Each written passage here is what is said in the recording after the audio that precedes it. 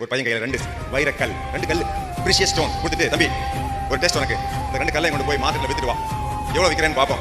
ஆனால் யாராவது விற்கும் போது விலை கேட்பாங்க, விலை சொல்லக்கூடாது. விலை சொல்லாமல் சும்மா 2 விரலை மட்டும் காட்டு, அவங்க என்ன விலை கொடுக்குறாங்கன்னு கேட்டு பார்ப்போம் அப்படின்னு அவங்க அப்பா பையன்கிட்ட 2 வைரக்கல்லை கொடுத்தாங்க சார். அவன் நேராக கொண்டு போய் மார்க்கெட்டில் கொண்டு காட்டுறான். மார்க்கெட் இந்த பாருங்க, நல்ல வைரக்கல் விற்க போகிறேன், வேணுமா? ஆமாம் நல்லா தான் இருக்கு, என்ன விலை? அவன் சொல்கிறான் 2000 ரூபாய். விற்கிறியா?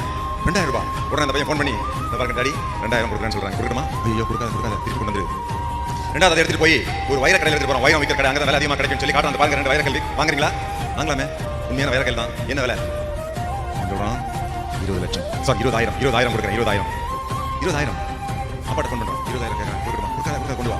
மூணாவது அந்த மாணவன் எடுத்துகிட்டு போய் ஒரு மியூசியம், உலகத்தில் சிறந்த மியூசியம், அவங்களுக்கு தான் கல்லுடைய அருமை பெருமை தெரியும். அவங்க பார்க்குறாங்க, ஐயோ இது 2000 வருஷத்துக்கு முன்னாடி உள்ள கல்லுங்க, சாதாரணமாக கிடைக்காது, விற்க போறீங்களா? ஆமாம், என்ன விலை? 2 கோடி ரூபாய். 2 கோடி ரூபாய் கொடுக்குறீங்களா? டாடி 2 கோடி சொல்கிறாங்க. கொடுக்குறமா? ஐயோ கொடுக்காத, திருப்பி கொண்டு வந்து. என்னப்பா 2 கோடி ரூபாய் தரேன்னு சொல்கிறாங்க, கொடுக்க வேண்டியது ஏன் திருப்பி வர சொன்னேன்? நோ மை டியர் சன், அது விற்கிறதுக்காக நான் சொல்லலை, உனக்கு ஒரு பாடம் சொல்லித்தர வேண்டும்.